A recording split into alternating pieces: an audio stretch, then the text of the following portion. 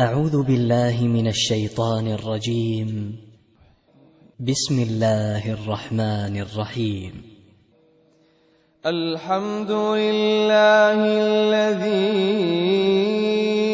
أنزل على عبده الكتاب ولم يجعل له عوجا قيما لينذر بأسا شديدا من لدنه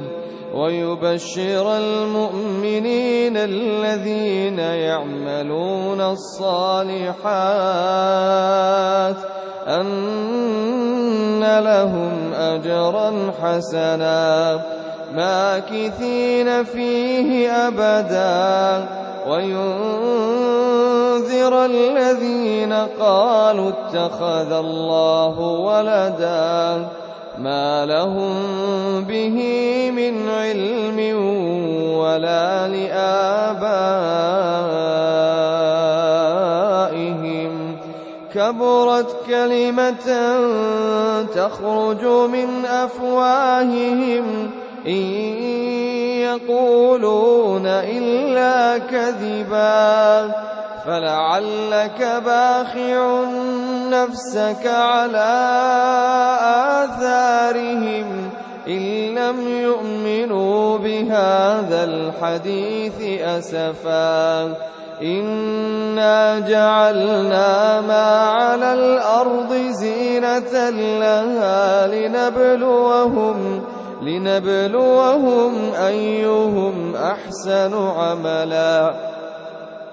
إنا جعلنا ما على الأرض زينة لها لنبلوهم أيهم أحسن عملا وإنا لجاعلون ما عليها صعيدا جرزا أم حسبت أن أصحاب الكهف والرقيم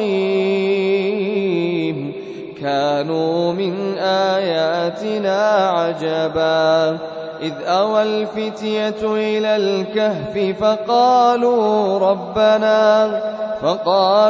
ربنا آتنا من لدنك رحمة وهيئ لنا من أمرنا رشدا فضربنا على آذانهم في الكهف سنين عددا ثم بعثناهم لنعلم أي الحزبين أحصى لما لبثوا أمدا نحن نقص عليك نبأهم بالحق إنهم فتية آمنوا بربهم وزدناهم هدى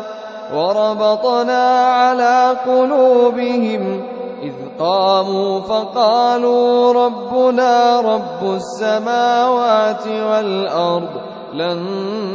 ندعو من دونه إلها لقد قلنا إذا شططا هؤلاء قومنا اتخذوا من دونه آلهة لولا يأتون عليهم بسلطان بين فمن أظلم ممن افترى على الله كذبا وإذ اعتزلتموهم وما يعبدون إلا الله فأووا إلى الكهف ينشر لكم ربكم من رحمته ويهيئ لكم من أمركم مرفقا وترى الشمس إذا طلعت تزاور عن كهفهم ذات اليمين وإذا غربت تقرضهم ذات الشمال وهم في فجوة منه ذلك من آيات الله من يهد الله فهو المهتد ومن يضلل فلن تجد له وليا مرشدا وتحسبهم أيقاظا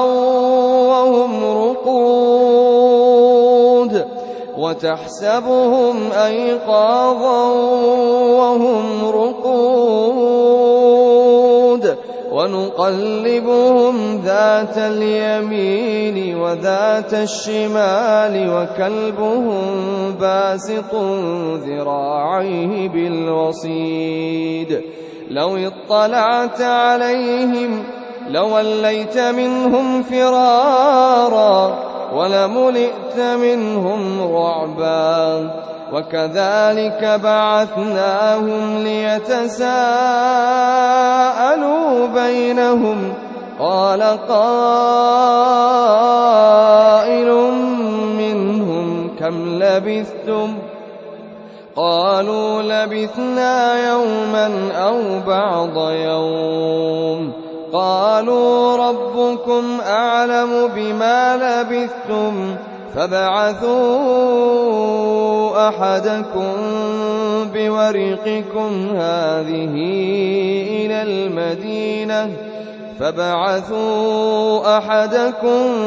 بورقكم هذه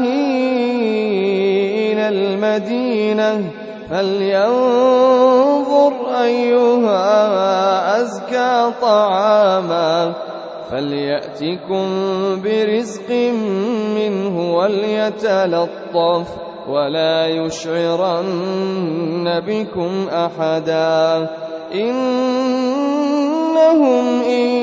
يظهروا عليكم يرجموكم أو يعيدوكم في ملتهم ولن تفلحوا إذن أبدا وكذلك أعثرنا عليهم ليعلموا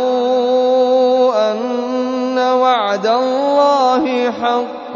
وأن الساعة لا ريب فيها إذ يتنازعون بينهم أمرهم فقالوا ابنوا عليهم بنيانا ربهم أعلم بهم قال الذين غلبوا على أمرهم لنتخذن عليهم مسجدا سيقولون ثلاثة رابعهم كلبهم ويقولون خمسة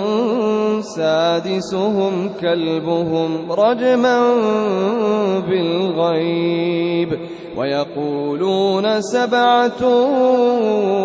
وثامنهم كلبهم قل ربي أعلم بعدتهم ما يعلمهم إلا قليل فلا تمار فيهم إلا مراء ظاهرا ولا تستفت فيهم منهم أحدا ولا تقولن لشيء إني فاعل ذلك غدا إلا أن يشاء الله واذكر ربك إذا نسيت وقل عسى أن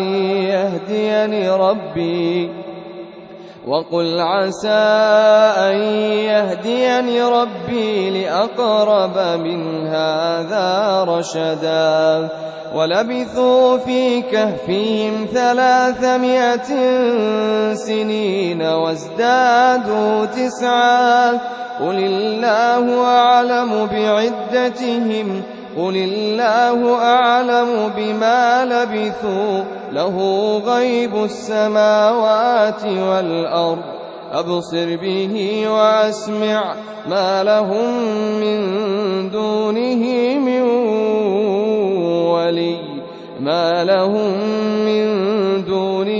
من ولي ولا يشرك في حكمه أحدا واتل ما أوحي إليك من كتاب ربك لا مبدل لكلماته ولن تجد من دونه ملتحدا واصبر نفسك مع الذين يدعون ربهم بالغداة والعشي يريدون وجهه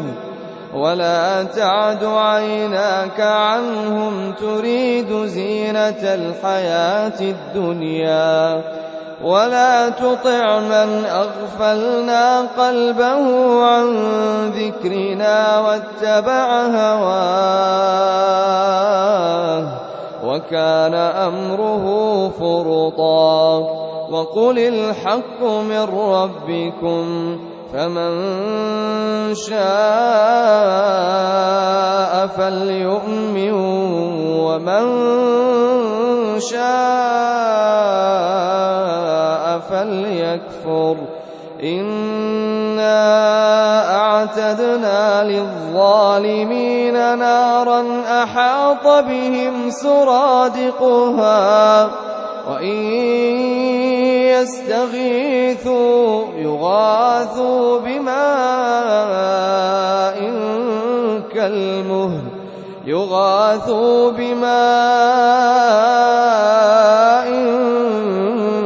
كالمهل يشوي الوجوه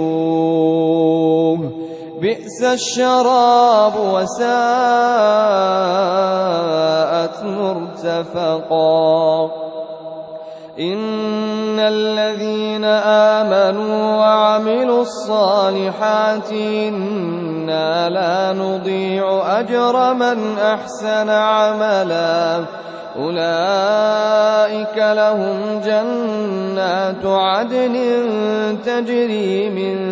تحتهم الأنهار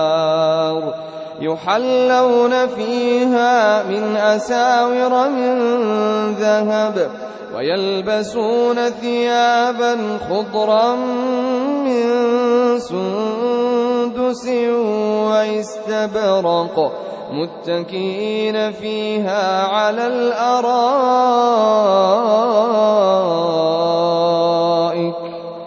نعم الثواب وحسنت مرتفقا واضرب لهم مثل الرجلين جعلنا لأحدهما جنتين من أعناب وحففناهما بنخل واضرب لهم مثل الرجلين جعلنا لأحدهما جنتين من أعناب وحففناهما بنخل وجعلنا بينهما زرعا كلتا الجنتين آتت أكلها ولم تظلم منه شيئا وفجرنا خلالهما نهرا وكان له ثمر فقال لصاحبه وهو يحاوره أنا أكثر منك مالا وأعز نفرا ودخل جنته وهو ظالم لنفسه قال ما أظن أن تبيد هذه أبدا وما أظن الساعة قائمة ولئن رددت إلى ربي لأجدن خيرا منها منقلبا. قال له صاحبه وهو يحاوره: أكفرت بالذي خلقك من تراب ثم من نطفة ثم سواك رجلا لكن هو الله ربي ولا أشرك بربي أحدا. ولولا إذ دخلت جنتك قلت ما شاء الله لا قوة إلا بالله إن ترني أنا أقل منك مالا وولدا فعسى ربي أن يؤتيني خيرا من جنتك ويرسل عليها حسبانا من السماء فتصبح صعيدا زلقا أو يصبح ماؤها غورا فلن تستطيع له طلبا. وأحيط بثمره فأصبح يقلب كفيه على ما أنفق فيها وهي خاوية على عروشها ويقول يا ليتني لم أشرك بربي أحدا. ولم تكن له فئة ينصرونه من دون الله وما كان منتصرا. هنالك الولاية لله الحق هو خير ثوابا وخير عقبا. واضرب لهم مثل الحياة الدنيا كماء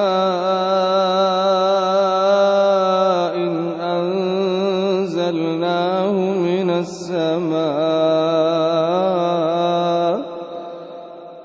واضرب لهم مثل الحياة الدنيا كماء أنزلناه من السماء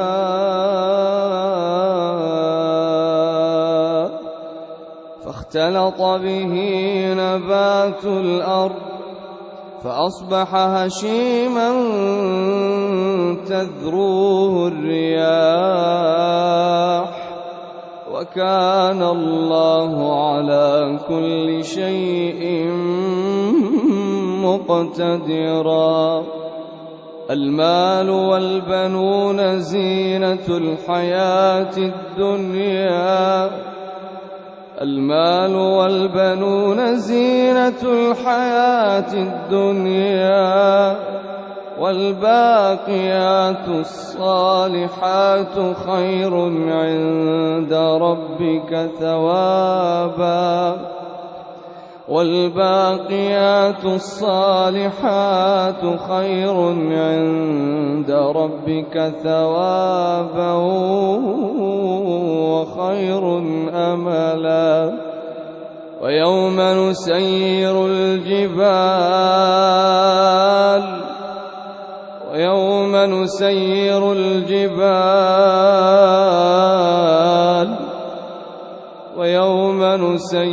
الجبال وترى الأرض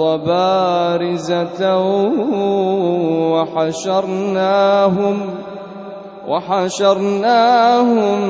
فلم نغادر منهم أحدا ويوم نسير الجبال وترى الأرض بارزة وحشرناهم فلم نغادر منهم أحدا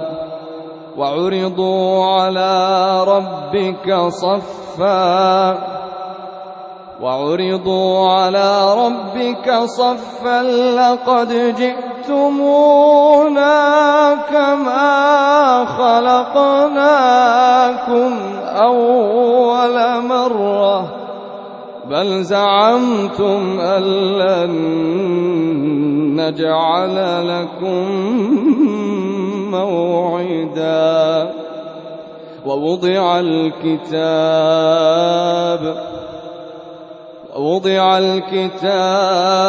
فترى المجرمين مشفقين مما فيه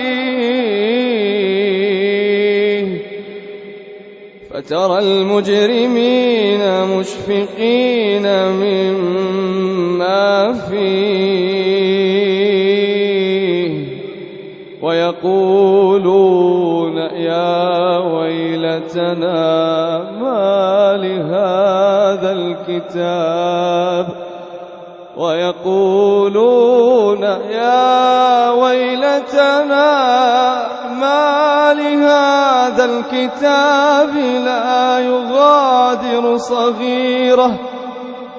ما لهذا الكتاب لا يغادر صغيرة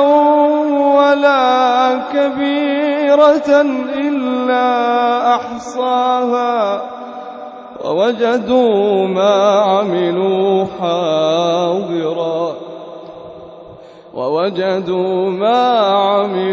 حاضرا ولا يظلم ربك أحدا وإذ قلنا للملائكة اسجدوا لآدم فسجدوا إلا إبليس كان من الجن ففسق عن أمر ربه أفتتخذونه وذريته أولياء من دوني وهم لكم عدو بئس للظالمين بدلا ما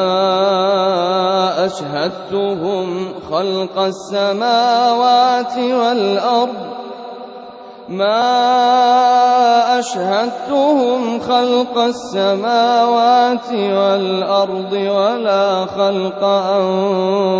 أنفسهم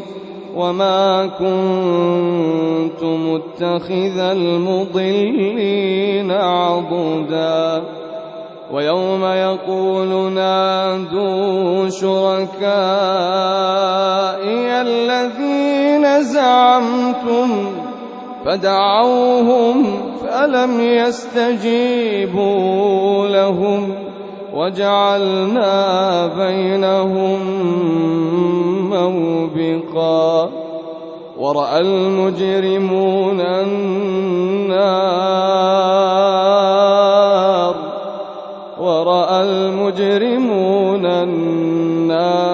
فظنوا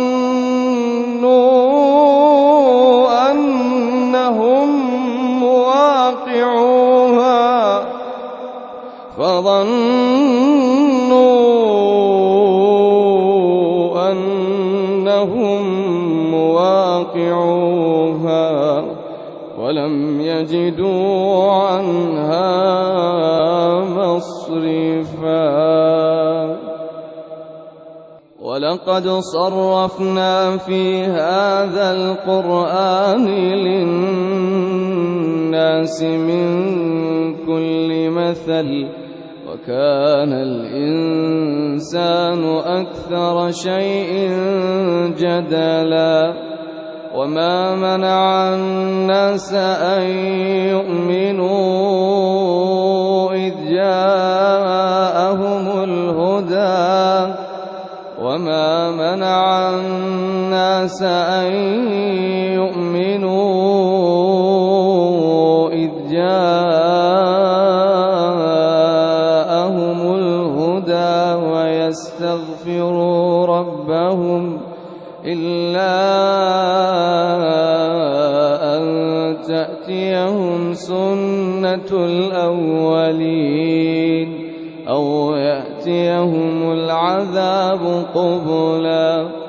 وما نرسل المرسلين إلا مبشرين ومنذرين ويجادل الذين كفروا بالباطل ليدحضوا به الحق واتخذوا آياتي وما أنذروا هزوا ومن أظلم ممن ذكر بآيات ربه فأعرض عنها ونسي ما قدمت يداه إنا جعلنا على قلوبهم أكنة أن يفقهوه وفي آذانهم وقرا وإن تدعوهم إلى الهدى فلن يهتدوا إذا أبدا وربك الغفور ذو الرحمة وربك الغفور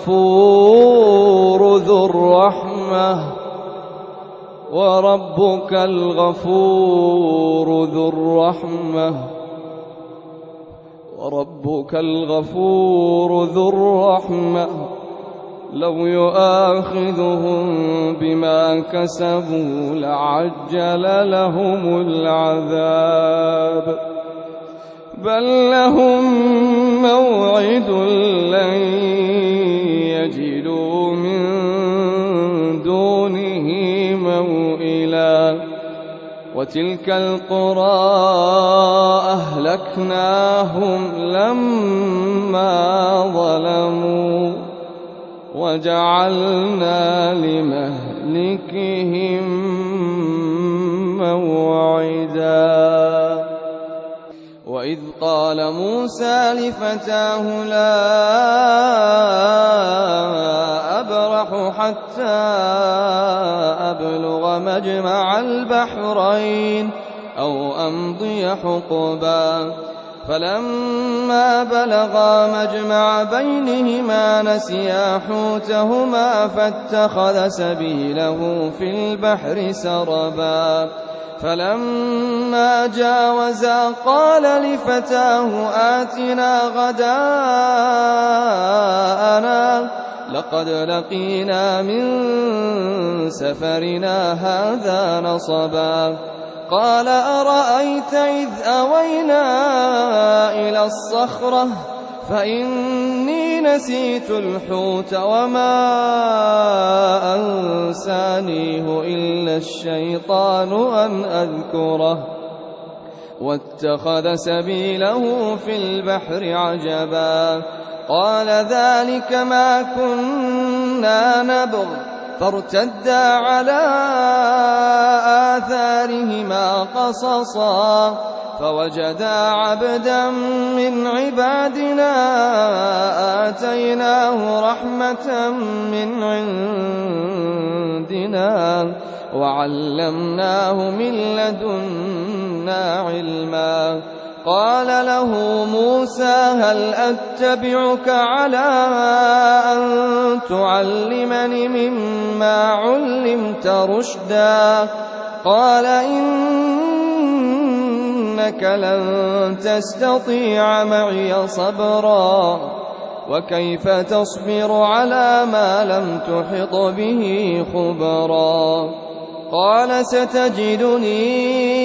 إن شاء الله صابرا ولا أعصي لك أمرا قال فإن اتبعتني فلا تسألني عن شيء حتى أحدث لك منه ذكرا فانطلقا حتى إذا ركبا في السفينة خرقها قال أخرقتها لتغرق أهلها لقد جئت شيئا إمرا قال ألم أقل إنك لن تستطيع معي صبرا قال لا تؤاخذني بما نسيت ولا ترهقني من أمري عسرا فانطلقا حتى إذا لقيا غلاما فقتله قال أقتلت نفسا زكية بغير نفس لقد جئت شيئا نكرا قال ألم أقل لك إنك لن تستطيع معي صبرا قال إن سألتك عن شيء بعدها فلا تصاحبني قد بلغت من لدني عذرا فانطلقا حتى إذا أتيا أهل قرية استطعما أهلها فأبوا أن يضيفوهما فوجدا فيها جدارا يريد أن ينقض فأقامه قال لو شئت لاتخذت عليه أجرا قال هذا فراق بيني وبينك سأنبئك بتأويل ما لم تستطع عليه صبرا أما السفينة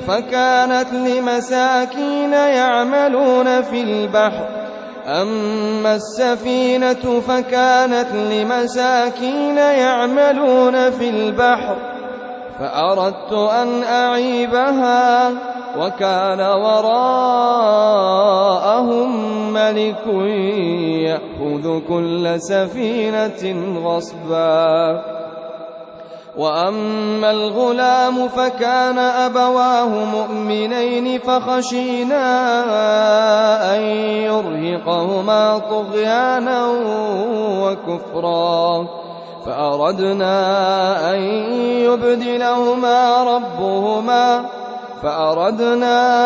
أن يبدلهما ربهما خيرا منه زكاة وأقرب رحما وأما الجدار فكان لغلامين يتيمين في المدينة وكان تحته كنز لهما وكان أبوهما صالحا فأراد ربك أن يبلغا أشدهما ويستخرجا كنزهما رحمة من ربك وما فعلته عن أمري ذلك تأويل ما لم تسطع عليه صبرا ويسألونك عن ذي القرنين قل سأتلو عليكم منه ذكرا إنا مكنا له في الأرض وآتيناه من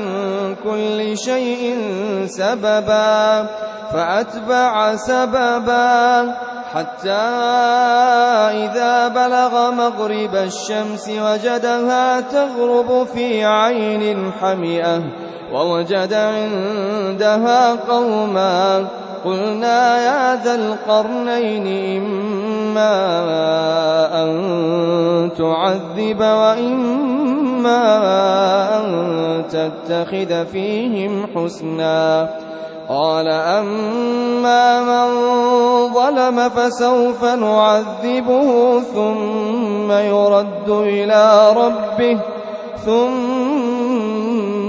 يرد إلى ربه فيعذبه عذابا نكرا وأما من آمن وعمل صالحا فله جزاء الحسنى وسنقول له من أمرنا يسرا ثم أتبع سببا حتى إذا بلغ مطلع الشمس وجدها تطلع على قوم لم نجعل لهم من دونها سترا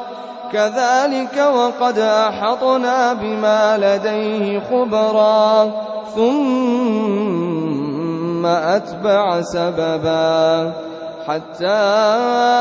إذا بلغ بين السدين وجد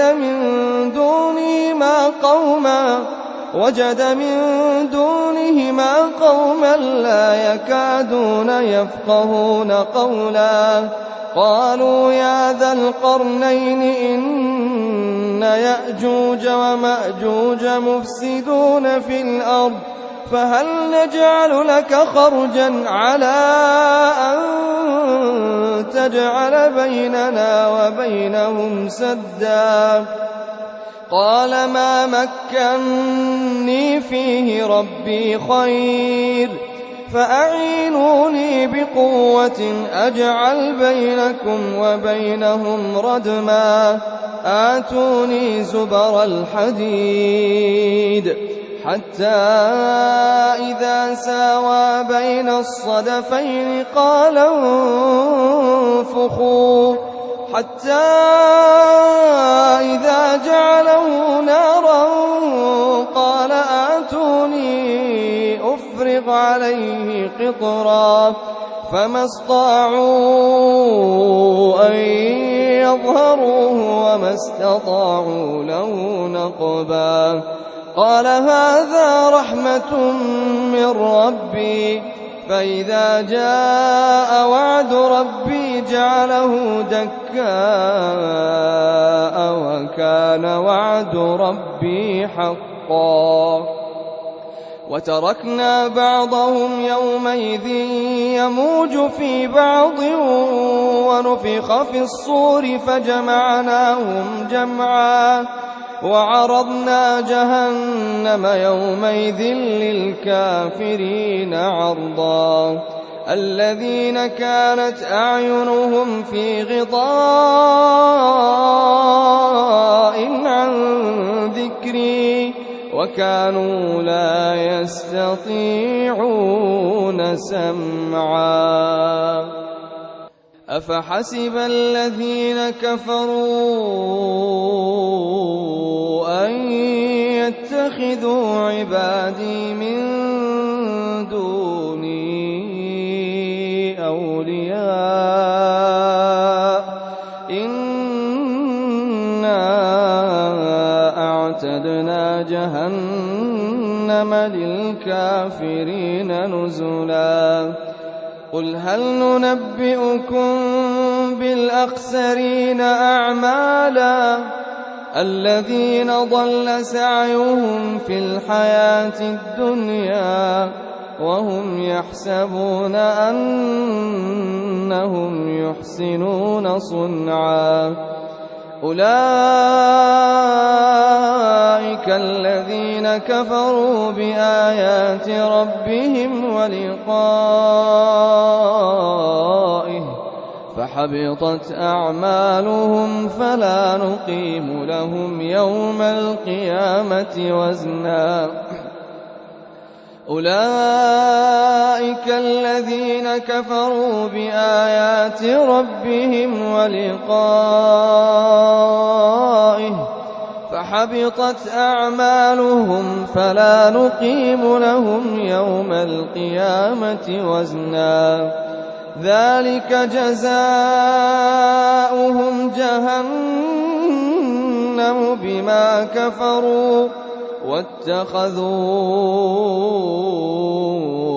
آياتي ورسلي هزوا إن الذين آمنوا وعملوا الصالحات كانت لهم جنات الفردوس نزلا خالدين فيها لا يبغون عنها حولا قل لو كان البحر مدادا لكلمات ربي لنفد البحر قبل أن تنفد كلمات ربي ولو جئنا بمثله مددا قل لو كان البحر مدادا لكلمات ربي لنفد البحر قبل أن تنفد كلمات ربي لنفد البحر قبل أن تنفد كلمات ربي ولو جئنا بمثله مددا قل إنما أنا بشر مثلكم يوحى إلي أنما إلهكم إله واحد فمن كان